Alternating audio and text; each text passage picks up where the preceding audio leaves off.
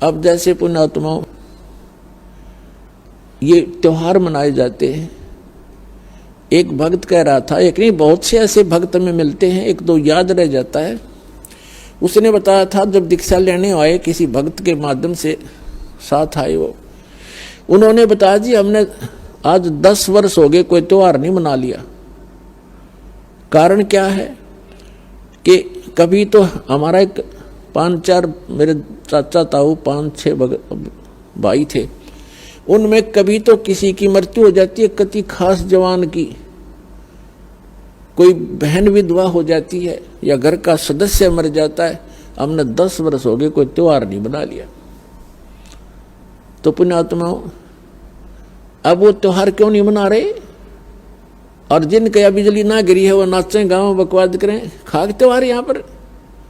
यहाँ पर तो परमात्मा कहते हैं कि यदि आपको समर्थ की शरण मिल गई फिर तो यहाँ आप खुशी मना सकते हो, और वो खुशी भी राम नाम में, भक्ति में। आपका ये त्योहार है सत्संग में आना, परमात्मा की भक्ति करो, सेवा करो, सिमरन करो, दान करो जैसा आपके हाथ से छूट रहे। तो ये आपकी जो है ना त्योहार है। इसके अतिरिक्त आप क्या देखा दास ने, ये होली मनाते हैं। होली जब से हमें ज्ञान हुआ है हमारे बच्चे भी नहीं करते, छोटे छोटे बच्चे भी अपने घरों में रहते हैं, उस दिन बाहर नहीं निकलते, क्योंकि समाज में ये ज्यादा परंपरा प्रचलित है। तो उस दिन क्या करेंगे, गंदा पानी, रेत, गाँव में मतलब बहुत बुरा हाल है, और लाल मुंह कर लेंगे बांदर की तरह, सारे दिन धक्के खांदे आंडे, और हम अपना बैठ कर भजन करें दरवाजा बंद करके। जैसे अब ये आएगी क्या नाम, पूर्णमासी, रक्षाबंधन कहते हैं, सारी उल्टी परंपरा काल की। एक बहन बता रही थी जब दीक्षा ली उसने, और ये उसको ये सब मर्यादाएं बताएगी, सत्संग सुनाए जाते हैं। पहले थोड़ी संगत थी, 100, 200, 400 भक्त आ जाते थे, बैठ जाते थे, सब अब अपनी सुनाया करते थे मेरे पास बैठ के। तो एक बहन कह रही थी जी आप, पहली बार तो मैंने दुख हुआ था इस बात का जब ये सुना कि भाई रक्षाबंधन भी भाई का नहीं बांधना है। तो अब मुझे पता चला कि मैं रक्षाबंधन वाले दिन अपने भाई के रक्षा बांधने के लिए गई थी, रक्षाबंधन राखी बांधन खातिर गई थी, और मेरा भाई किसी कामवश मोटरसाइकिल पर गया हुआ था और उसकी इंतजार कर रही थी। अब क्या हुआ कि शाम के समय दुर्घटनाग्रस्त हो गया मेरा भाई, मृत्यु होगी, और उसका शव आया।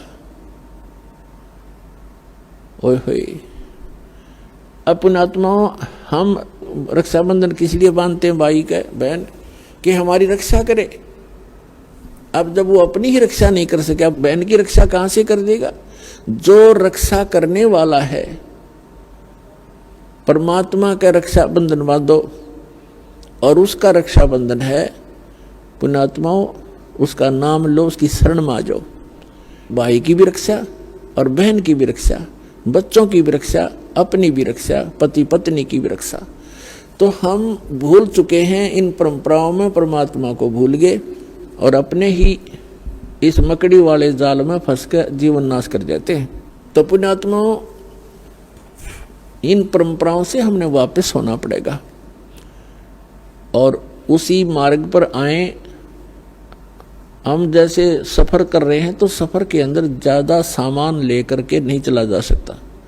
तो ये जितनी परंपराएं हैं ये हमने लाद रखी है बेमतलब की, इनसे हल्का होकर ही हम इस सफर पर सफल होंगे और इनको हटाना होगा। अब आप देखते हो कोई भी त्योहार है, 2 किलो मिठाई लेके कोई इधर भाग रहा है, कोई इधर भाग रहा है, और एक परंपरा बना दी कि इतना सामान तो उस दिन लेके जाना पड़ेगा। वो मिठाई, वो घेवर जो भी ले जाते हैं वो कैसा बनता है, इतनी जनता को एकदम कहाँ से लाएंगे, वो इतना खोआ मावा बना करके, सारा डुप्लीकेट माल, अड़ंगा खाना। तो पुण्यात्माओं पहले इस लोक में ये खुशी मनाने का स्थान नहीं है। हाँ, परमात्मा कहते हैं समर्थ का शरणा गहो रंग होरी हो, फिर कदे न हो एकाज राम रंग होरी हो। समर्थ की शरण गहो, समर्थ का शरणा गहो रंग होरी हो। आपके होरी माने खुशी। आपके घर में अगर खुशी मनानी है तो समर्थ की शरण में आ जाओ, आपका रोज होरी रहेगी। ये सत्संग में आना ये आपकी होली है, यही आपकी दीपावली है और यही आपके सारे त्योहार हैं। कहते समर्थ का शरणा गहो रंग होरी हो, फिर कभू ना हो अकाज, कोई आपका बुरा नहीं होगा।